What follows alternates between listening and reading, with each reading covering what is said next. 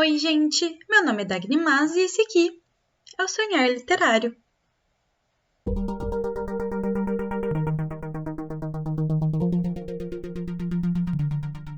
No vídeo de hoje eu vou fazer um tier ranking, então fazer um ranking com classificações de todos os livros e HQs e mangás que eu já favoritei no Scoob. Alguns deles eu coloquei só o primeiro de uma série para representar a série toda.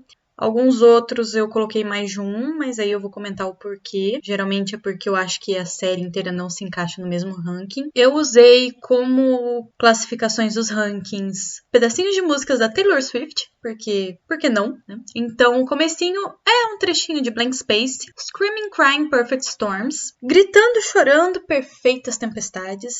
São livros que me deixaram das ideias, assim, mudaram a química do meu cérebro, mudaram quem eu sou, me representam como pessoa. You Belong With Me, da música, né, You Belong With Me, você pertence aqui comigo, você, livrinho que eu amo, mora aqui no meu coração. Não me deixou surtada, mas eu te amo. You Need to Calm Down. Peraí, vamos com calma. Eu te favoritei, mas favorito, mas tem como ser um favorito marromeno? Segura aí, cara. Don't Blame Me, Love Made Me Crazy. Não me culpe, o amor me deixou meio doida. No caso, o amor por esse livro em específico, porque vai ser algum livro que, assim, olha, quando eu li, eu senti que eu devia favoritar, mas olhando bem, assim, talvez eu tenha surtado um pouquinho. E por último, So Shame on Me Now, pedacinho de I Knew You Were Trouble. Vergonha pra mim, vergonha pra você, vergonha pra minha vaca, vergonha pra toda a minha família, mas eu favoritei. Fazer o quê, né? Acontece. Então, eu vou tentar ser sucinta nesse vídeo e só explicar o porquê eu gostei, eu surtei, eu não deveria, talvez, ter favoritado o livro. Vou tentar não dar tanta sinopse, assim, porque senão o vídeo vai ficar com 2 horas. O primeiro aqui dessa lista é Amiga Genial, da Helena Ferrante, e ele é a definição de AAA. Esse livro aqui, quando eu li tudo de uma vez, para começo de conversa, eu fui emendando um livro no outro, e a hora que eu cheguei, mais ou menos no terceiro da série, eu precisava muito comentar com alguém. Foi esse momento em que eu entrei no Book Twitter, mas aí eu notei que eu acho que esse livro era um pouco adulto demais para o Book Twitter, que eu vi que lá a galerinha tinha, assim, seus 18 para baixo. Eu tenho 28, né? Aí eu fiquei assim, acho que eu não vou recomendar Helena Ferrante pra essa galerinha. Aí eu peguei o livro e fui recomendar pra minha mãe. E aí a minha mãe também maratonou, não só essa série, como ela maratonou todos os outros da Helena Ferrante, tudo de uma vez. Coisa que eu consegui não fazer, pelo menos, tá? Em minha defesa, eu ainda estou dosando alguns livros pra eu ainda ter um pouquinho de Helena Ferrante na minha vida. Na verdade, ao longo desse ano, porque eu acho que esse ano eu devo terminar todos, mas pelo menos durou um pouquinho mais do que 2 anos. Então, olha, esse livro, gente, é tudo. Ele tem muito drama familiar, ele fala muito sobre amizades. Vai começar com as protagonistas criança, telas idosas, né? Então é tudo que pode ter numa vida. Depois aqui a gente tem A Razão do Amor, da Ellie Hazelwood. Esse aqui é um livro que, na verdade, eu dei 4 estrelas e meia. Eu não dei 5 estrelas, mas eu favoritei, porque o comecinho dele, como eu já falei pra vocês, eu achei um pouquinho lento. Aí depois o livro engata e fica perfeito. Então eu vou colocar ele aqui em You Belong With Me. Ele tá no meu coração, apesar do comecinho. Já vou catar aqui também A Hipótese do Amor, também da Ellie Hazelwood, que logo que eu li, ele foi fiquei doida com ele. Só que depois que eu li o outro livro dela, eu achei assim, eu me identifiquei muito mais com a Olive, porque também, né, o contexto aqui é um contexto bem acadêmico e, né, eu vivo na academia, da academia, né, segunda faculdade. Gostaria de estar no doutorado pegando um professor gostoso? Gostaria, mas ainda não tô lá. Mas aí eu diminui um pouquinho o tom, porque eu percebi que apesar de eu amar muito o Adam Carlsen, talvez eu ame um pouquinho mais o Levi Ward, que é o protagonista do outro livro. Apesar de eles serem meio similares, o Levi fez terapia. Muito importante. A Vida do Livreiro, a Jay Fikry, eu achei assim, eu chorei, eu fiquei muito emocionada, mas é provável que eu não leve comigo por tanto tempo assim da minha vida. Sabe, é um livro que ele serviu tudo, e ele serviu tudo bem rápido, ele é bem curtinho, mas tamo aqui. Casa do Marcerulho, vem aqui, do Teiji Clooney, vem aqui pro tier do Coração Quentinho. Não fiquei surtada, mas é um livro muito fofo, muito fofo. É assim, mora no meu coraçãozinho. Já Admirável Mundo Novo, da Aldous Huxley. Depois que eu terminei esse livro, eu precisei correr para conversar com meu pai, que já tinha lido esse livro. E de vez em quando eu fico conversando também altas horas com a Nayara, uma amiga minha que é psicóloga, porque esse livro, ele fala muito sobre as coisas que vão moldar uma pessoa. Então, desde a parte genética até enquanto o ambiente em que o feto é gerado e o ambiente em que a criança cresce, tudo que vai condicionar a pessoa a ser o que ela é. E eu e a Naya, a gente passa muitas e muitas horas debatendo sobre esse tema de como acontece a formação da personalidade de uma pessoa. E esse é um livro que encaixa muito nesse assunto. É um livro que todo mundo devia ler, porque é um dos clássicos da distopia, assim, não é à toa. Game of Thrones, ou A Guerra dos Tronos, ou A Song of Ice and Fire, As Crônicas de Gelo e Fogo, do George Martin. Eu já fui surtada com essa série, mas já faz mais de 10 anos que eu li. Então, ele já abaixou um pouquinho, assim, já perdi muitos detalhes. Eu acho que eu vou deixar a série aqui. Esse livro vai representar a série inteira. A série tem seus altos e baixos, tem alguns capítulos com alguns personagens que são bem chatinhos, tem outros que são muito bons, mas de forma geral mora no meu coração e espero que ele continue escrevendo e termine essa série.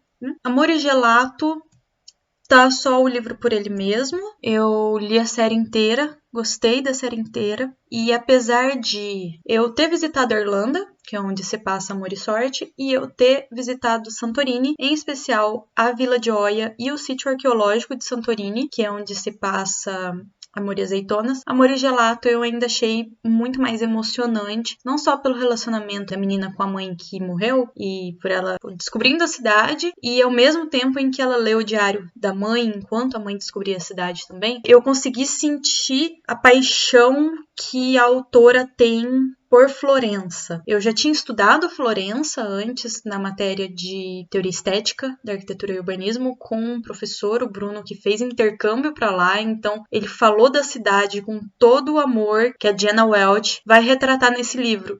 E assim, como uma pessoa que fez intercâmbio também, eu consegui identificar o meu amor por Edimburgo no amor que a autora tem por Florença. Em seguida, A Paciente Silenciosa. Olha, o livro, por ele em si, agora já baixou a minha hype, mas para mim ele vai estar sempre aqui em cima, porque foi um livro que a gente comprou para minha mãe e minha mãe devorou. E aí ela passou pra mim, porque eu precisava ler, porque ela precisava comentar a respeito desse livro com alguém. Eu devorei, a gente passou pro meu pai devorou, e minha mãe ainda passou pra uma amiga dela. Então, assim, foi um livro que fez uma cadeia, uma corrente de leitura, e foi uma experiência muito boa de poder compartilhar isso com a família. E a gente ficava ansioso pra saber se o outro ia adivinhar o final, se conseguia ir catando as pistas do que aconteceu. Nossa, foi muito gostoso. A Revolução dos Bichos, ele já é um clássico, então eu acho que assim, ele já é mais ok. Não foi nada muito surpreendente, porque eu já estudei história, já conhecia a história tanto da Revolução Russa, quanto do abuso de poder dos ditadores depois, né, do Stalin, do Lenin, principalmente do Stalin. Então, na hora que vai fazer esse paralelo, eu gostei principalmente de ver as críticas do George Orwell, da comparação entre aquilo que foi a utopia, aquilo que foi a teoria criada, para aquilo que foi executado na prática e como que esse socialismo se distorceu na hora da execução, virando uma ditadura. A crítica fez mais verão favorito, mas tá aqui no ok. Esse Arte Importa, do Neil Gaiman, ele é um livrinho bem fininho, ilustrado, que sempre me emociona. De vez em quando eu leio o livro, de vez em quando eu escuto o discurso que ele fez, porque esse livro é baseado no discurso que ele fez para uma formatura numa faculdade de artes. Você lê um livro em que o Neil Gaiman conta como foram os perrengues do início da carreira dele, e aí você compara com a sua vida ali, você sofrendo no início de carreira, e principalmente para quem trabalha com alguma coisa relativa à arte, mas assim, é um discurso que toca no meu coração. Olha, o próximo, Enfeitiçadas, da Jessica Spotswood, eu tenho certeza que é muito bom. Só que eu lembro bem do começo da história. É sobre 3 irmãs bruxas, aí tem um negócio de uma profecia. Se passa mais ou menos ali no século XIII ou XIV, no mundo fictício. E eu lembro muito bem do final, porque eu achei o final muito bom. Eu lembro do livro do meio? Não faço ideia. Então, eu vou dizer que é um livro que já caiu bastante, assim, nos meus rankings, porque pode ser que ele seja muito bom, mas pode ser que eu só fosse adolescente enquanto eu estava lendo. Sabe? Talvez não seja tão bom quanto eu me lembro, preciso reler. A mesma coisa para os poemas de Fleur de Meaux, do Charles Baudelaire, As Flores do Mal, que eu li quando eu estava no ensino médio. Não lembro de quase nada, só lembro que é surrealista e que eu gosto do surrealismo, mas eu não lembro de nada, então eu fiquei bem pirada na época que eu li, mas hoje em dia já não é mais culpa minha. Com isso daí eu vou aproveitar e pegar aqui também o Eu e Outros Poemas, do Augusto dos Anjos, que eu só lembro de um poema dele, basicamente, li nessa mesma época. E vai estar aqui, em algum lugar, aqui também os sonetos da Flor Bela Espanca, que é uma autora portuguesa. Augusto dos Anjos é brasileiro, Charles Baudelaire é francês. Tudo eu li na época também no ensino médio. Hoje em dia já faz muitos anos que... Mentira, eu li poesia no começo desse ano, estou voltando. Li Hilda Hilst, mas não cheguei a favoritar o livro. Dei 5 estrelas só, né? Porque é pouca coisa. Depois A Vida Invisível de Ed La Rue. Olha, esse livro pegou a faca, enfiou no meu coração e, não feliz com isso, ainda girou a faca. Assim, é um livro que cutucou, assim, todas as feridas da minha psique. Brincou com todas as inseguranças que eu sabia que tinha, com as que eu não sabia que tinha. Esse é um livro que ele é muito mais focado nos personagens do que no enredo. Eu vou ter vários livros assim por aqui, e aí eu vou avisar quando porque nem todo mundo gosta quando o livro é mais focado nos monólogos internos, nessa vida mais psicológica, então já ficam avisados. Good Omens, ou Belas Maldições, do Neil Gaiman e do Terry Pratchett. Esse livro eu amo muito, mas é um dos poucos que a série ficou muito melhor, porque a série tem o David Tennant e o Michael Sheen. Eu lembro que quando eu li há mais de 10 anos atrás, os livros para mim parece que eles têm 2 colocações, né? Eu li há mais de 10 anos atrás, eu li agora há pouco tempo com o canal. É mais ou menos isso mesmo, porque eu tive um intervalo ali de tempo que a fibromialgia não me deixou ler, porque além da faculdade ainda tinha muita fadiga.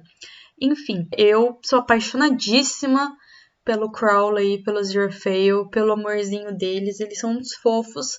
Mas as crianças do livro eu acho uma parte meio chatinha. Eu gosto também das partes dos Cavaleiros do Apocalipse. Então, assim, é um favorito, mas ele poderia ser um pouco mais favorito. A série é minha favorita absoluta, porque a série foca muito mais no Crowley e no Aziraphale, que é o que eu tô interessada. Não quero saber das crianças. Caguei pro anticristo. O próximo aqui é o Bidu Caminhos. Esse aqui é muito fofo. Gente, é muito fofo. Eu amo praticamente todas as HQs do Graphic MSP, mas esse aqui, gente, olha só, que bonitinho. Olha, ele é um neném, sabe? Tadinho do Biduzinho, ele tá perdido, tá na chuva, ele tá com medo, ele quer voltar pro franjinha. Nossa, eu chorei tanto nessa HQ, tanto. Porque o diálogo é só com os desenhinhos, assim, tem a expressão, né, dos cachorrinhos, e o negocinho do diálogo, ao invés de ter coisinhas escritas, são outras expressõezinhas. E é muito fofo, porque eu fiquei pensando assim, eu tenho uma cachorrinha, sabe? E se eu fosse a Meg? Eu fiquei projetando. Partiu meu coração. Book of Night, da Holly Black. Esse foi um dos últimos livros que eu li agora. Ele vai estar no meu wrap-up, no meu resumo agora de fevereiro. E...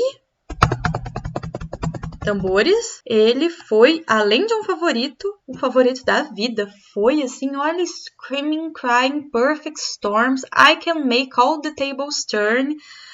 Realmente, olha, Ele é um livro denso, tá? Não é um livro, eu acho que pra qualquer um, é uma fantasia adulta. É um livro que a hora que você para de ler, assim, parece que ainda tem um monte de palavra, assim, na sua cabeça. Acho que se você bater no ouvido, assim, cai um monte de palavra ainda. Mas eu maratonei ele, inclusive li na maratona de membros do GF, agora no Carnaval. Eu li ele em alguma coisa entre 14 e 15 horas. Eu tirei print fui cronometrando o tempo, porque eu ia fazer um vlog, mas aí eu fiquei com fadiga no primeiro dia. Tava meio com fadiga no segundo, acabei perdendo tempo e não fazendo vlog, mas cronometrei mesmo assim. Em inglês é muito difícil, tá, gente? Só vou avisar que o inglês da Holly Black é meio complicado. Ela usa algumas palavras, não exatamente com duplo sentido, mas com um sentido fora do usual. E como ela sempre escreve sobre coisas mágicas, coisas assim, ela ainda inventa alguns nomes para as coisas, então foi um inglês que eu sofri um pouquinho. Depois, uns 30% mais ou menos, eu acostumei com a linguagem e ele encaixou um pouco mais assim o inglês na minha cabeça, mas eu achei meio difícil. Mas olha, esse livro foi tudo. Eu me achava muito inteligente lendo, achando, nossa, eu tô assim super resolvendo, as coisas estão acontecendo. Aí depois as coisas terminavam de acontecer, chegava na resolução, olhava, nossa, fui feita de palhaça. E não foi uma vez só, tá? Eu fui feita de palhaça, tipo, umas 3, 4 vezes. Eu errei muita coisa. E olha que eu tenho bastante experiência. Eu li, tipo, mais de 430 livros já, fora as HQs e os inúmeros mangás. Eu acho que eu li tipo mais de 800 mangás. Então, não é tão fácil assim me enganar. E falando em me enganar, um dos primeiros autores a fazer isso, e foi por isso que ele mudou completamente a minha vida, foi esse aqui, ó.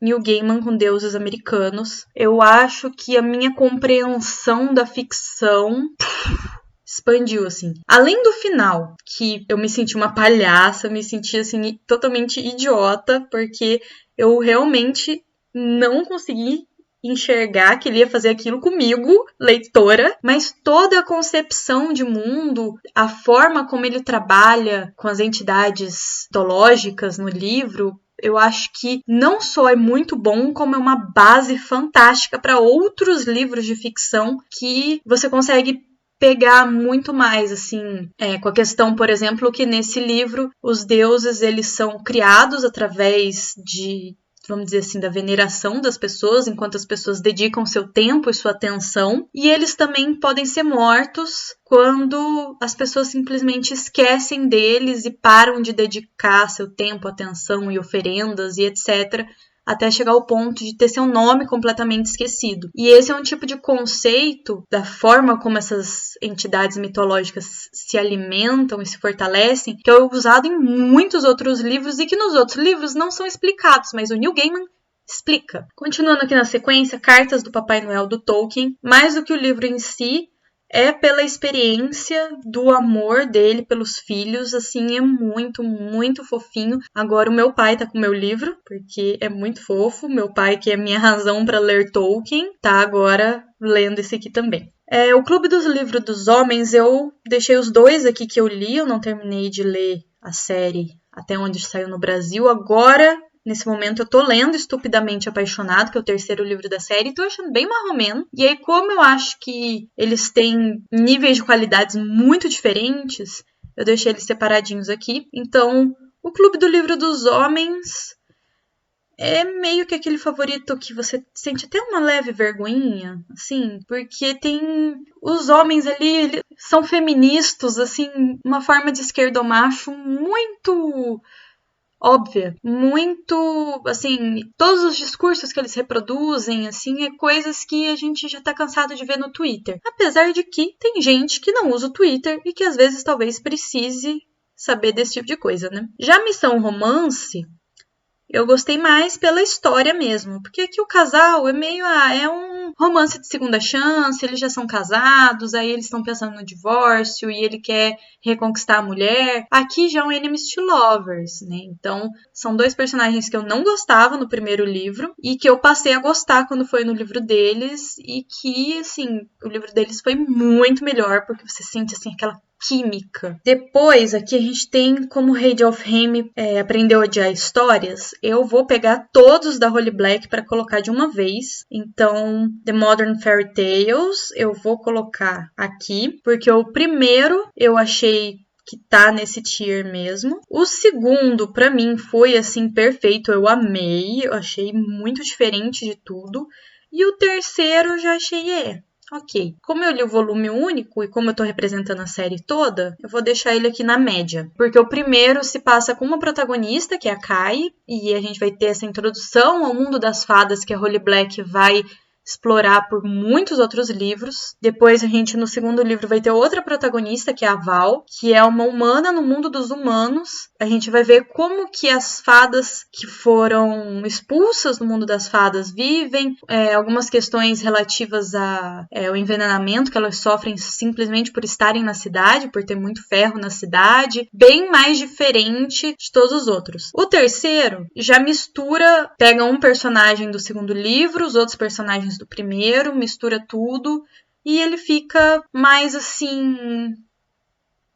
achei um pouquinho mais genérico o terceiro. Depois, o Príncipe Cruel vai lá pra cima, que aí é o que a maioria do BookTube já conhece, né? É a história da Judy e do Cardan. A Judy é uma humana que vive no mundo das fadas e essa é, assim... A série da Holly Black é a que deixou a autora mais famosa, é a que conseguiu mais fãs para ela e acho que é a que tem as intrigas muito mais centradas na política. Um que se passa entre o Modern Fairy Tales e o Príncipe Cruel, The Poison Eaters, que não saiu aqui no Brasil, é uma antologia de contos. Tem alguns contos que são muito bons, tem alguns contos que são assim, ok, sabe? E tem 2 contos que se passam no mesmo mundo que esses 2. Então, que são interessantes para aprofundar um pouquinho no conhecimento do mundo. Não faz, assim, tanta diferença para a história, mas é legal, principalmente um que você vê personagens queridos dessa primeira série aqui. E aqui a gente também tem O Canto Mais Escuro da Floresta, que aqui a gente vai ter uma humana que mora próxima a uma floresta, já era meio que amiga de um menino fada, mas ele tava lá meio que bela adormecida, assim, no meio da floresta, e aí ele some. É um livro que eu consegui adivinhar qual que era o plot twist, mas eu achei que foi inteligente. Para você conseguir adivinhar com antecedência, você precisa de algumas dicas que ou você encontra em contos de fadas, ou... Eu conheci esse conto de fadas por causa de uma citação que tem em Deuses Americanos. Então, eu já tinha visto esse recurso narrativo. Não é o mesmo plot twist de Deuses Americanos, tá? É só porque Deuses Americanos tem muita coisa de mitologia. Então, uma das coisas que é citada ali aparece aqui também. E aí, finalmente, o do Rei de Alfheim. Ele é basicamente uma continuação de Príncipe Cruel, eu vou colocar ele aqui em cima também. Ele é ilustradinho, tudo. Eu queria que ele fosse um pouco maior, eu esperava um pouco mais. Mas pra mim ele tá dentro da série do Príncipe Cruel ainda. Depois todo o meu rancor, da Bruna Maia, que vem aqui pra cima também, com certeza. Pra mim, olha, esse livro foi assim... lavou minha alma. Eu queria que a minha psicóloga lesse esse livro, eu queria que as minhas amigas que são psicólogas lessem esse livro, e eu queria que as minhas amigas que tiveram ex-namorados escrotos e abusivos lessem esse livro para todas elas ou entenderem a minha cabeça ou projetarem junto comigo toda a raiva por todo o sofrimento que a gente teve, todo o abuso psicológico, todos os problemas com depressão e ansiedade, ver como a protagonista supera isso torturando o ex-abusivo. Ai, é uma delícia, olha. É assim, para virar a mesa, é o resumo de um blank space delícia. Depois Conectadas da Clara Alves, já sai totalmente desse... já é uma coisa fofinha, que assim, eu favoritei porque eu li de uma vez, eu li até deitada no chão do meu quarto, não deitei nem na cama, porque eu achei que, não, eu vou ler aqui, são uns 3 capítulos e aí vou jantar. Aí a hora que eu vou ver já era tipo meia-noite e eu tinha terminado o livro e eu não tinha jantado. E é bem fofinho, assim, mas não tem... Ele é assim, aquele livro para você desopilar a cabeça, sabe? Primeiro você lê um livro desse aqui super pesado, com tema super pesado, você lava a alma, aí depois você lê esse aqui que é para você limpar a cabeça também. Aí, Daughter of the Park King, da Tricia Levenseller, é tudo que a minha eu adolescente queria da vida. Eu li esse ano, tá? Aos 28, então eu ainda sei que é bom, não fico com dúvidas. Mas assim, piratas. A Louça é a pirata que eu queria ser nos meus sonhos de adolescente, assim. Terminei de ler essa série esse mês, tá, gente? E o segundo livro realmente foi O Sabor. Eu vou falar dele também no wrap-up do fim do mês. Em Outra Vida Talvez, da Taylor Jenkins Reid. É um que eu fiquei muito emocionada, chorei muito, mas adicionou realmente na minha vida? Acho que não. É meio assim, ok, eu chorei muito.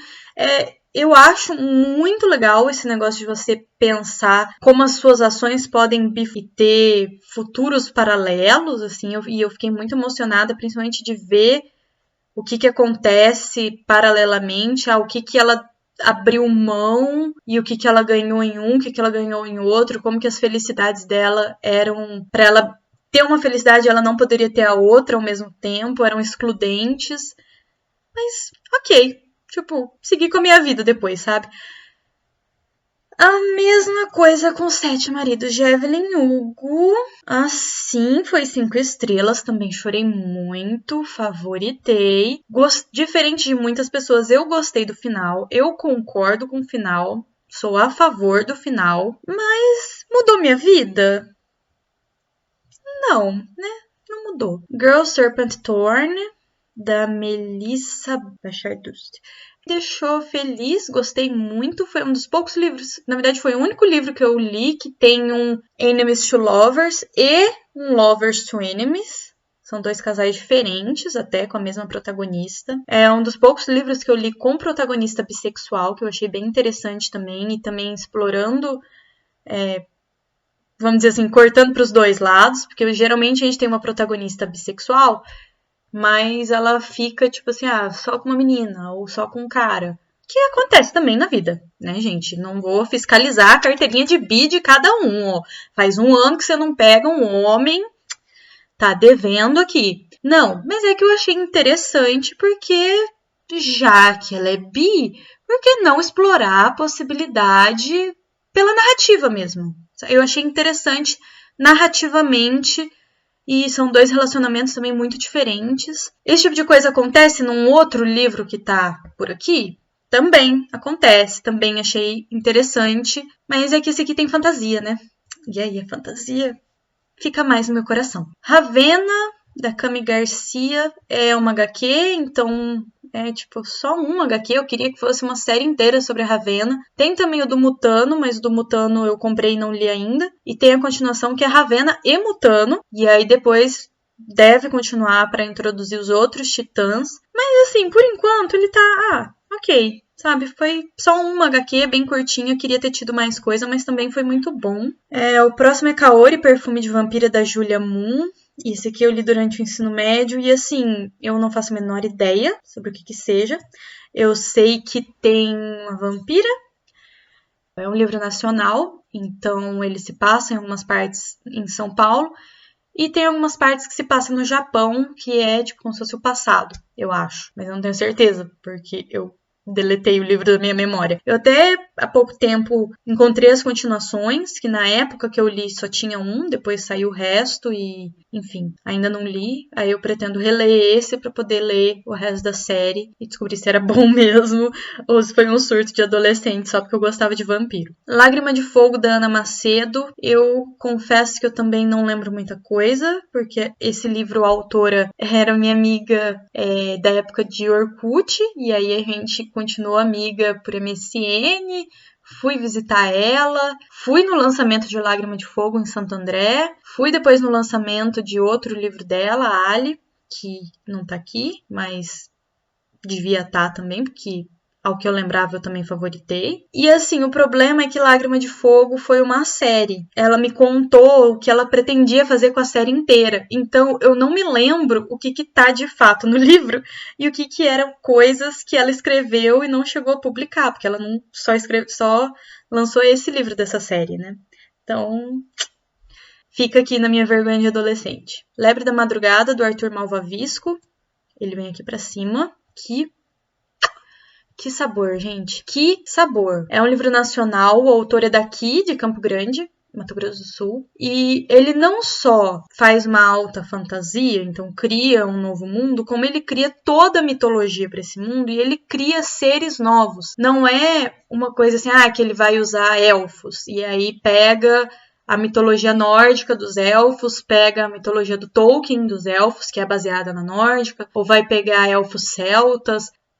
Ele inventa muitos seres. Ele inventa desde a raça de um dos personagens, dos protagonistas, do Aeselir, que é um guerreiro, assim, uma raça... Vamos dizer como se fosse um elfo, mas não é bem isso. É só pra dizer que não é um humano, mas com características muito mais predatórias. Como ele também cria alguns outros animais ali junto. E como estudante de cultura e de patrimônio, eu vejo como o local físico mesmo, geográfico, influencia na cultura. E ele faz isso não só na cultura, como também na morfologia dos animais. É fantástico. E fora a construção de mundo, a história que habita esse mundo também é fantástica, tá? Olha, é uma delícia, gente. É também um pouco denso, mas é uma fantasia adulta, né, gente? Se a gente for parar pra pensar, Guerra dos Tronos também é denso, Livro da Noite também é denso, Deuses Americanos é um pouco denso, de La Rue é levemente denso, porque esse aqui já tem um pouquinho mais pro YA, mas fantasia adulta costuma ser isso, gente. É construção de mundo e tiro, porrada de bomba e um monte de coisa acontecendo ao mesmo tempo. E mais construção de mundo, costuma ser denso mesmo. Depois aqui é uma HQ, Lebre e Coelho, do Alec. Esse aqui eu li na época em que ainda era só um webcomic. Aí ele lançou independente, eu participei do Catarse, tanto do Lebre e Coelho quanto de Larry e o Coelho. Depois do independente, ele lançou pela New Pop, e nós, fãs, já comemoramos muito com isso. E agora vai ter um lançamento internacional, ele vai ser traduzido, então, nossa, fiquei muito feliz e é muito fofinho. É uma história bem fofinha. As HQs do Loki, eu vou colocar aqui Love Made Me Crazy, porque, olha, gente, não é culpa minha, mas já faz mais de 10 anos, eu já não lembro mais qual é qual. Eu lembro só que esse aqui do Thor em nome do pai, o que mostra a história da Lady Loki. Depois que Asgard cai em cima do Loki, ele morre, né? E ele consegue roubar o corpo da Sif, então ele fica com esse corpo de mulher por um tempo e algum deles mostra quando Odin encontra ele, bebezinho ali, ainda Jotunzinho, azulzinho, e leva ele pra Asgard e vai criar ele e tal. Mas eu nem lembro se esse é na mesma história dele como Lady Locke ou se é em um desses outros. Então, assim, surtada das ideias, já deletei tudo. Sei que é bom, mas não sei porquê. Então, vou deixar aqui que foi surto da minha cabeça. O Garden 1 do Neil Gaiman, olha, eu queria pôr aqui, mas já faz muito tempo que eu li, então já deletei muita coisa. Mas eu ainda sei que é muito bom, então eu vou pôr aqui embaixo, porque ele ainda mora no meu coração. E eu acho muito legal essa questão de mundo meio paralelo, aqui se passa numa Londres mágica subterrânea, que é um paralelo que eu vi também de mundo subterrâneo em... Aqui, o Mar Sem Estrelas, que vai lá pra cima. Que aqui em Mar Sem Estrelas já é uma biblioteca gigante, que é o sonho de absolutamente qualquer leitor e qualquer amante de histórias, porque não são só livros, lá também tem diversos tipos de arte que são armazenadas nesses portos. Até o docinho que tem lá, você vai pegar o docinho e essa paçoquinha tem um sabor de história, assim, enquanto você come, é como se uma história fosse desenvolvendo através dos tons do sabor, assim, é fantástico. E, assim, é uma história que tem muitas camadas e tudo vai se conectando e você tá lendo um livro que tem um livro dentro do livro e você tá lendo o meta-livro ali. Ele não é só citado, você lê ali os excertos, que são os pedaços, eu acho. Você vai lendo vários trechinhos de vários livros diferentes para depois você ver como que tudo se conecta na história. Gente, é muito bom, eu recomendo muito, mas fica o mesmo aviso, é denso. tá? Eu gosto de livros densos, você pode ver isso por aqui. Poucos daqui não são densos, tá, gente? Outro da mesma autora, da Erin Morgenstern, vou pegar aqui também O Circo da Noite, que já vem aqui em cima junto, que circo e magia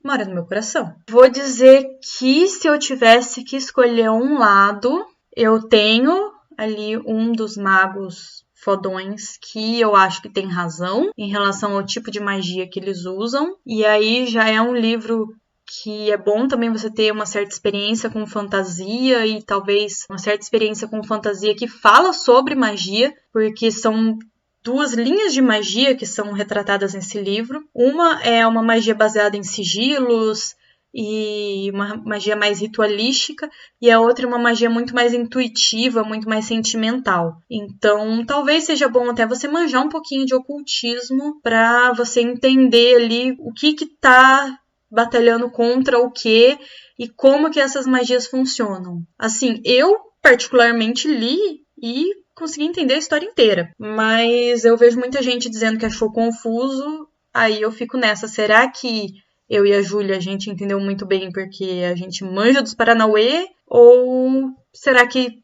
é só porque é denso e a pessoa teria que se esforçar um pouquinho mais e ler com um pouquinho de mais paciência para adentrar um pouco mais esse mundo além da atmosfera gostosinha e confortável que tem? Aí eu fico na minha dúvida. Aqui eu tenho um mangá de Mag, que eu não terminei de ler, pra ser sincera, porque é mangá, né, gente? Mangá geralmente são séries compridas, aí tem muitos hiatos, e aí esse aqui, o último hiato que teve, a hora que a série voltou, eu não voltei. Ganhou meu coração, mas eu não sei nem explicar o começo da história mais, né? Eu só lembro pra dizer que tem Aladdin, Alibaba e jeans e que ele vai cada vez mais se aprofundando na chave de Salomão, livro mesmo, né, da Goetia, essas coisas. Mas eu não sei explicar por quê. Então, vou dizer que foi um surto meu até eu reler. Matéria Escura vem pra cá. Eu me surpreendi bastante. Consegui prever algumas coisas, mas eu gostei muito de ser um sci-fi que mistura com um thriller. Eu queria que meu pai lesse o livro, eu fiquei enchendo o saco dele, ele não leu, agora vai sair a série, então ele não vai mais ler o livro, mas a gente vê a série junto, pelo menos, né, pra poder comentar. Mas foi muito bom, eu ainda quero ler Recursão, tamo aí pra mais Blake Crouch. Maus é um HQ que eu acho que absolutamente todo mundo deveria ler. É, assim, fundamental. É muito pesado, gente. É muito pesado. Porque vai retratar o Holocausto pela visão de alguém que foi vítima do Holocausto. E a pessoa que fez aqui o roteiro e as artes é filho desse cara que sofreu com o Holocausto. E, assim, olha, bem pesado. É um livro que, na verdade, eu acho que deveria, inclusive, ser abordado nas escolas na hora de estudar história, viu? Isso evitaria bastante alguns tipos de pessoas por aí, né? Meu ano de descanso e relaxamento, da Altessa Moshfegh. Olha, eu dei 4,5 para esse livro porque ele é um livro bem baseado na protagonista e não no enredo. O enredo praticamente não existe, mas é um livro, na verdade, eu vou pôr ele aqui em cima. Porque se eu precisar me definir para as pessoas, um dos livros que eu usaria seria esse, mesmo não tendo achado que ele é 5 estrelas. Porque, assim, pela minha experiência, tanto com depressão, mas principalmente com a fibromialgia, eu entendo o desejo dela de querer hibernar e, assim, dormir por um ano inteiro. E foi um livro que me fez refletir muito sobre a minha relação com a minha saúde mental, a minha relação com o meu corpo, a minha relação com os remédios também, porque nesse livro a protagonista ela consegue arranjar prescrições de remédios para ela dormir, para ela tentar dormir por esse ano inteiro. E assim, por causa da fibromialgia, que eu sinto muitas dores e às vezes são dores intermitentes, às vezes são dores contínuas, são dores que variam de local no corpo. Eu, às vezes, passo dias e dias na base do analgésico. Já cheguei a tomar 3 Torcilax de uma vez. Médicos, por favor, não me condenem, foi necessário. Então, assim... E isso que hoje em dia eu estou medicada, Eu tomo o meu remédio da fibromialgia. E também eu consigo entender muito a vontade dela de simplesmente só dormir. Porque tem dia que eu não sou gente, tem dia que eu não quero existir. Tem dia que eu tô com tanta fadiga que eu deito no sofá e só fico assim... Não consigo nem levantar direito. Inclusive ontem foi um desses dias. É complicado e foi um livro que me fez refletir muito. Nana é um mangá que... Ele vai lá pra cima. Esse aqui mudou minha vida também. Eu li quando eu tinha lá pelos meus 15 anos. Aí depois eu reli lá pelos meus 20. Acho que já tá mais ou menos na época de eu reler de novo. Fez a minha adolescência, sabe? Fez minha adolescência. Foi uma grande parte da minha amizade com a minha melhor amiga. A gente era muito Nana Hatch. E... Nossa, eu amo muito essas duas, a história da amizade delas. E eu só fico muito triste porque a Yazawa, a autora, ficou doente, teve que parar de escrever a série, parou, acho que no volume 21, por aí. E hoje em dia a autora já tá até melhor de saúde, mas não deu continuidade na obra. Só queria um final, sabe? Só queria amarrar, assim, colocar um lacinho, assim, e fechar o final. O Alienista do Machado de Assis é um clássico que eu já reli acho que umas 3 vezes. Acho que todo mundo devia reler pra dizer pelo menos que leu um Machado de Assis, gente, pelo amor de Deus, sabe? Se não vai ler Dom Casmurro, se não vai ler Memórias Póstumas, que no caso eu ainda não li, o Alienista é um conto e retrata o Brasil e faz você pensar em algumas coisas também, que em questões de saúde mental, de julgar a saúde mental alheia também. O Cão que Guarda as Estrelas é um mangá que me fez chorar na fila do banco. Esse e o segundo mangá é sobre cachorrinho. É a história assim, de amor do cachorrinho com dono. Cachorrinho com dono. É o tipo de coisa que me move. Castelo Animado é o House Moving Castle. Ele é muito melhor que o filme do Estúdio Ghibli, tá? Fãs do Estúdio Ghibli, por favor, não me odeiem, mas no filme ele pega o livro, vai mais ou menos até a metade, e aí depois pega e assassina a metade pro final do livro, fala, dane-se, não vai caber tudo aqui, vou colocar um novo final, e até o andamento com uma das personagens, que é a bruxa que põe a maldição na Sophie, não faz sentido no filme, e no livro faz total sentido, é muito bem amarrado. A Diana Winnie Jones, alguma coisa assim, foi aluna do Tolkien, então a mulher simplesmente sabe escrever. O Castelo Noir veio junto aqui também. Esse aqui já muda o protagonista, mas o pessoal do Castelo Animado aparece aqui também. O terceiro livro eu já não favoritei, porque eu já tinha cansado um pouquinho da fórmula que ela usa e da própria narrativa mesmo, da própria linguagem que ela usa nesses livros. Eu ainda quero ler outros livros da autora. O Clã dos Magos, da Trudy Canavan,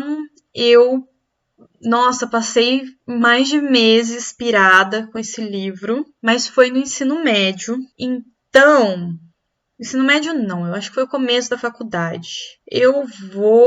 Olha, eu tô entre dizer que ele é muito bom e desconfiar que foi um surto da minha cabeça. Então, eu vou colocar ele aqui no meio, porque ele também é muito comprido. A metade do primeiro livro você fica, minha filha...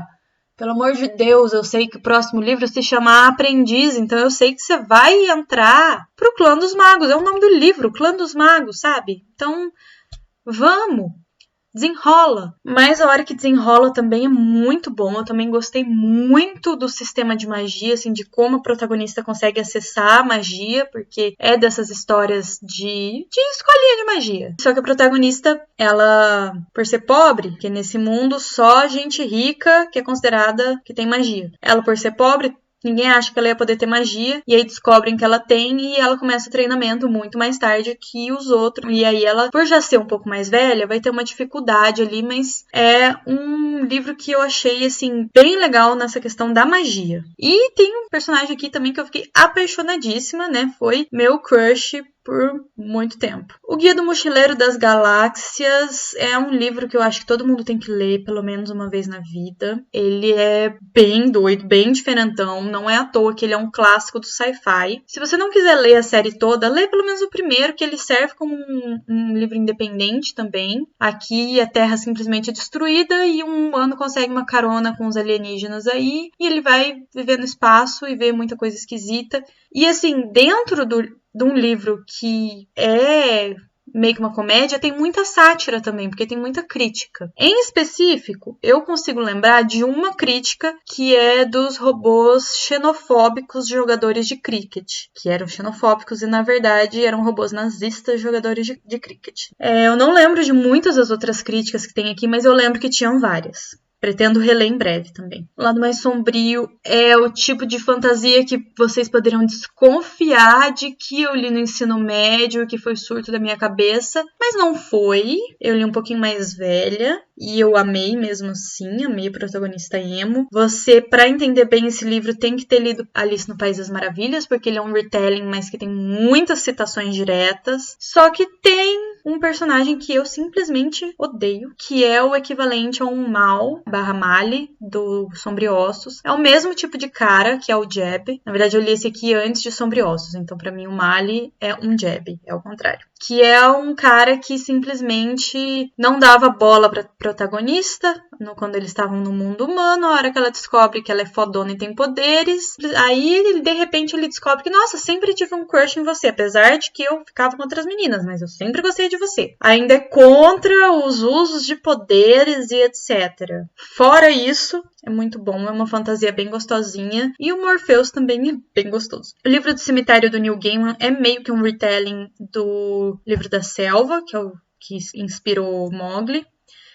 É bem diferentão. Assim, ele já é mais infanto-juvenil. Eu gosto muito da atmosfera do Neil Gaiman. Vamos pegar mais do Neil Gaiman aqui? Vamos. É O Oceano no Fim do Caminho, também do Neil Gaiman. O Oceano no Fim do Caminho já deixa ali uma dúvida se esse livro fala sobre traumas da infância e aí o protagonista substituiu algumas coisas desse trauma para ficar umas coisas meio mágicas, ou se ele realmente é um realismo mágico. Gosto muito dessa duplicidade que o livro dá, que de vez em quando ele te dá a entender uma coisa, outra vez te dá a entender a outra, porque o próprio protagonista ele tá relembrando as próprias memórias, então ele questiona, será que isso que eu lembro foi desse jeito que aconteceu ou não? Vamos ver, tem mais um Neil Gaiman aqui, é só Sandman. Sandman é lá pra cima. Sandman é, assim, o supremo. Não tem como não colocar Sandman aqui em cima. Eu aviso que eu não aconselho começar a obra do Neil Gaiman por Sandman, porque tem muita referência, principalmente muita referência a Shakespeare. Inclusive, Shakespeare é um dos personagens que aparece aí. E é muito denso também, mesmo sendo uma HQ, muito complexo. Recomendo bastante que assista a série da Netflix, tá bem fiel. Mas se for ler, talvez começar com o livro do cemitério, que é mais jovem. Aí talvez você vai para um Oceano no Fim do Caminho, depois um Deuses Americanos. Não sei. Eu pretendo fazer um vídeo ainda falando só sobre Neil Gaiman, explorando bastante toda a lore do Neil Gaiman. E eu preciso constar que apesar de eu saber que na HQ o Morpheus é um boy lixo, eu não consegui, eu me apaixonei por ele na série. Acontece. Eu confesso que eu nunca terminei de ler Sandman, porque eu não queria ver o final. Eu cheguei num ponto que eu fiquei, eu não quero que isso aqui aconteça. Aí foi acontecendo assim, eu fui, não, eu não quero que isso aconteça, não, eu tô sofrendo. Aí eu simplesmente parei de ler, porque se eu não ler, não aconteceu. E aí eu nunca li o final. Mas esse primeiro volume em específico, acho que eu li tipo umas 4 vezes já. E ele é relativamente demoradinho, porque ele é bem grande pra ler. Tem um pouquinho de shame on me now, assim, mas a vergonha é por eu não ter terminado mesmo, não é nada do conteúdo me esconder. O Mundo de Sofia é mais um desses livros que passou de mão em mão na minha família. Eu gosto muito de filosofia, sempre me interessei muito por filosofia. Lembro muita coisa desse livro? Não muito, eu acho que grande parte desse livro já foi pro meu inconsciente, assim. Porque esse eu li antes do ensino médio ainda. Esse eu li, acho que eu tava no fundamental. E foi um livro, assim, acho que ele era do meu avô, aí a minha mãe pegou e leu, aí eu peguei e li, aí a minha irmã pegou, não sei se ela leu, mas também foi de mão em mão na família. Vou ter que comprar um novo, né, pra eu poder reler, porque minha irmã, quando eu achei o livro, ela não quis me devolver, fica por aí, né. O Nome do Vento, do Patrick Rothfuss, também vai lá pra cima, porque também é uma fantasia, assim, fantástica. Que construção de mundo, minha gente. Demorou 10 anos pra escrever o primeiro livro, já faz 10 anos que ele tá escrevendo o terceiro? Sim, mas é muito bem feito. E isso a gente não pode negar. Eu lembrei um pouco de algumas coisas do Quote, lendo Book of Night. Essa coisa da atuação e de criar algumas situações ali para poder enganar algumas pessoas, fazer alguns golpes. Eu gosto muito. Tem universidade, tem magia, ele é um ator, ele também é músico. Ele às vezes é um adolescente chato? É, às vezes, mas a gente supera. E também é um livro bem denso, tá? Orgulho e Preconceito. Ok, entre os favoritos, assim, porque ele é um clássico. É aquele clássico, assim, que não pirei, mas também não tinha como não amar, sabe? Então, vai ficar na média. Os Homens Não Amavam as Mulheres, do Stieg Larsson.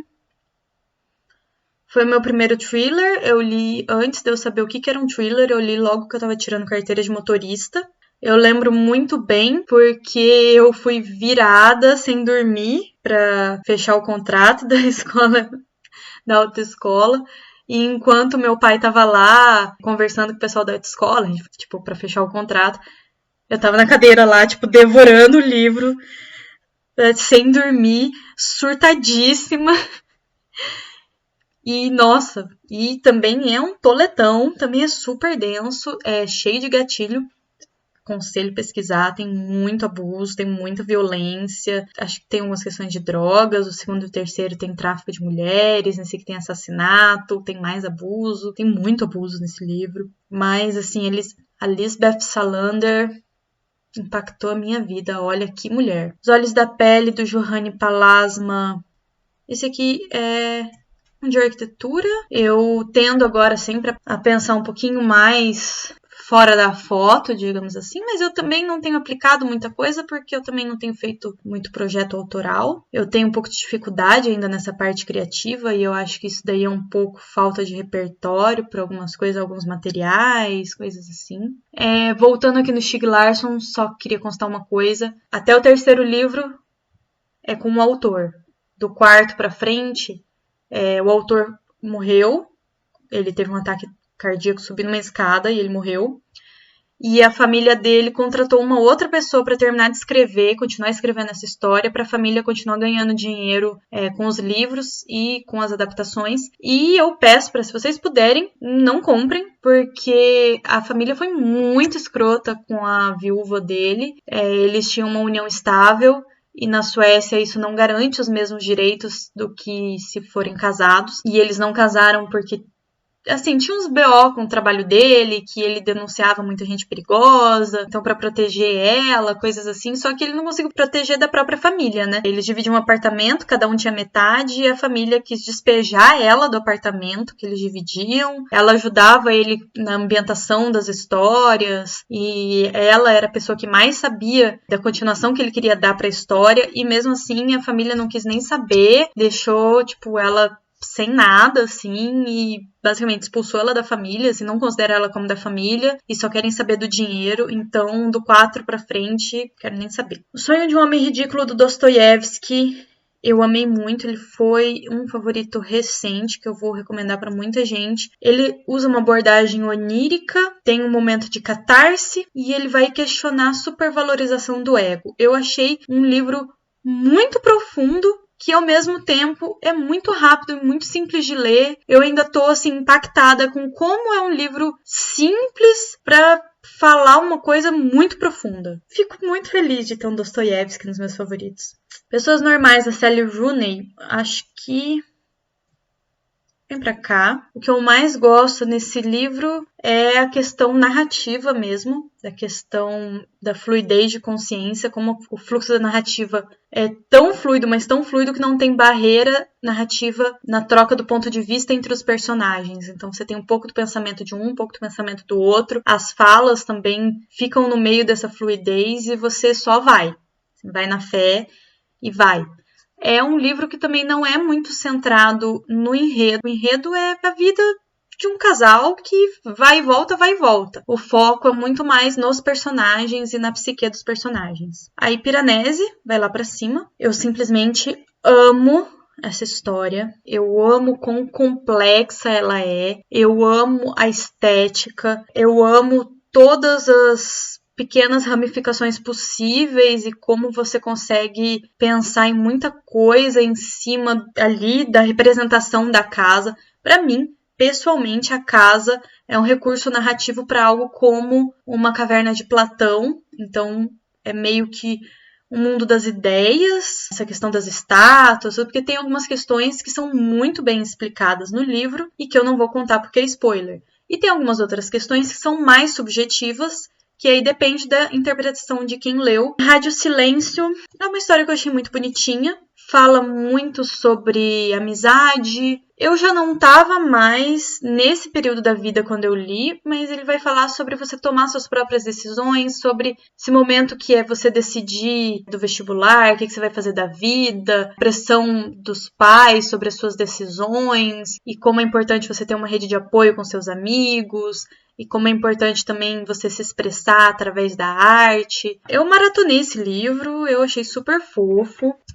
O próximo é Six of Crows, os meus 6 corvinhos, lindos, maravilhosos. Eu simplesmente amo Six of Crows. Eu não gosto de Sombriossos. Eu acho assim que a Leigh Bardugo tinha a faca e o queijo na mão. Ela jogou o queijo fora e enfiou a faca em lugares que eu não posso falar. Mas em Six of Crows parece simplesmente outra pessoa escrevendo. Ela acertou absolutamente tudo. Tudo é, assim, dos melhores grupos de personagem, a dinâmica entre os personagens, as piadinhas que ela coloca, tudo é muito bom. Eu acho que outros livros que têm essa dinâmica de, vamos ter um assalto e personagens meio caricatos, assim, tentam ser o que é Six of Crows, mas ninguém vai chegar aos pés. Six of Crows acima de todos, Six of Crows rainha e o resto nadinha. Sugar Sugar Rune é um mangá que eu não me lembro de basicamente nada, só sei que é sobre bruxinhas. Eu só lembro que ele é fofinho, gente. Não me culpem. Terror Depois da Ceia, eu li junto com vocês no meu vlogzinho de Natal. Foi muito engraçado. É uma história de bêbados contando histórias de terror. Muito bom! Eu também li para esse mesmo vlog um conto de Natal, do Charles Dickens, que eu acho o máximo como Charles Dickens basicamente decretou que é ilegal não gostar do Natal. Você vai ser visitado por fantasmas que vão te mostrar como você é um escroto avarento. Ou numa outra história, num outro conto dele, ele tem um protagonista que não era tão rico quanto Scrooge, então foi punido de uma forma diferente por não gostar de Natal. Ele foi chutado por goblins, sequestrado e chutado por goblins até aprender a gostar do Natal. Charles Dickens é demais, gente. Eu amo esse homem. Inclusive, eu tenho uma foto sentada no colo de uma estátua do Charles Dickens em Portsmouth. E também vi Aventuras do Papai Noel.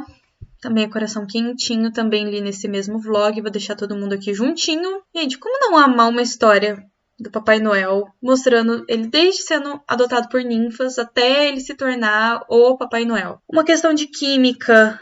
Eu simplesmente amo a Elizabeth Zott, esse livro da Bonnie Garmus. Se esse foi o livro de estreia dela, mal posso esperar pelo resto. Outros livros que ela vai publicar. Eu acho muito interessante esse livro, muito importante para você pensar em questões do machismo, não só o machismo reproduzido pelos homens, mas o machismo que nós mulheres às vezes reproduzimos também. Também gosto muito da representação de uma mulher no campo da química, que é mais ou menos ali o que a Ellie Hazelwood vai mostrar no contexto contemporâneo, mas na época em que se passa uma questão de química é infinitamente mais complicado. E o que acontece é que muitas coisas eu não esperava. Nossa, muito bom.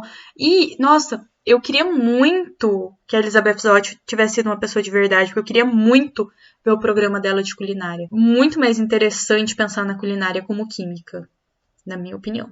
Sou boa de química? Não, mas eu acho interessante. Uma Sombra Ardente e Brilhante não fez muito sucesso aqui no Brasil. A editora até abandonou a série não publicou o último livro, mas eu gosto muito. Eu devorei esses 3 livros. Eu acho que eu vou pôr ele aqui pra cima. É basicamente um Harry Potter com Cthulhu, só que sem a transfobia. E o racismo, na verdade, é uma coisa que é criticada no livro e demonstrada no livro. E não uma coisa que o autor ou autora, no caso aqui a autora, né, Jessica Clues, seja a favor. No caso aqui, a gente tem 3 tipos diferentes de usuários de magia: os magos, as bruxas e os feiticeiros. Tanto as bruxas quanto os feiticeiros sofrem racismo dos magos. E a gente vai ver isso, diferentes tons de racismo durante a história. E é muito interessante, com uma protagonista que tá ali aprendendo a usar magia. A gente também tem uma boa dose de crítica ao machismo, porque são só homens que praticam magia, e aí ela vai ser a única mulher ali num grupo de homens a estudar magia e a praticar esse tipo de magia, para enfrentar monstros interdimensionais, tipo uns Cthulhu da vida. E essa história toma rumos que eu simplesmente não esperava, viu, gente? Essa história vai, assim, de 0 a 100 muito rápido. Vampiratas. E no ensino médio, eu acho, ou talvez no fundamental, nem me lembro quando foi. Mas, gente, eu admito que talvez seja ruim. Na verdade, a chance disso ser ruim é muito grande. Mas, cara, são vampiros piratas, sabe? É muito maneiro, é toda a minha adolescência resumida num livro, Vampiros e Piratas, sabe? Muito divertido. Eu pretendo muito reler essa série, porque eu li só os 2 primeiros, são 5 livros. Eu vou chegar no final.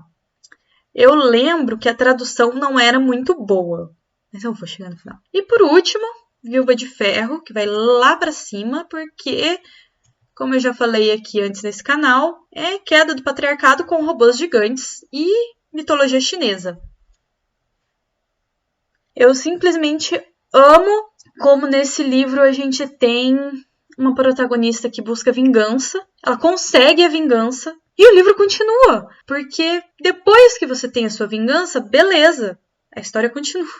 As coisas continuam piorando. Ela consegue vingar a irmã dela que morreu sendo uma piloto de uns robôs gigantes lá que enfrentam uns bichão mágico, mas o problema não era só o piloto que matou a irmã dela, sugando toda a energia vital da irmã dela. O problema é todo o sistema. E aí ela não tem a opção de, tive minha vingança, agora tô de boa, vou descansar. Porque se ela tentar fugir do sistema agora, eles vão matar ela. Então ela tem que ou ela enfrenta. E ela enfrenta. Então foi assim também um sabor para mim ver o poder da Wu Zetian, que é a protagonista. Então é isso, gente. Por hoje a gente fica por aqui. Foram 78 classificações aqui. A maioria ficou aqui no meu coraçãozinho, mas a gente tem os que me deixam completamente surtada, me definem como pessoa, alguns mais ok, ou talvez eu tenha que dar uma revisadinha, ou eu sei que talvez tenha uma coisinha ali no meio que eu não gosto tanto. Alguns que eu não me lembro de muita coisa, ou favoritei em algum surto da minha cabeça, e alguns que com certeza eu favoritei num surto da minha cabeça porque eu não me lembro de nada e é levemente vergonhoso. Se você gostou desse vídeo, dá o joinha, se inscreve no canal, ativa o sininho para receber notificações para próximos vídeos que eu postar. Tem o meu linkzinho da Amazon aqui na descrição, então você pode comprar qualquer um desses livros que eu citei aqui. Você não paga nada mais por isso e eu recebo uma pequena comissãozinha que me ajuda a comprar coisas para o canal. E é isso, gente. Até a próxima. Tchau, tchau.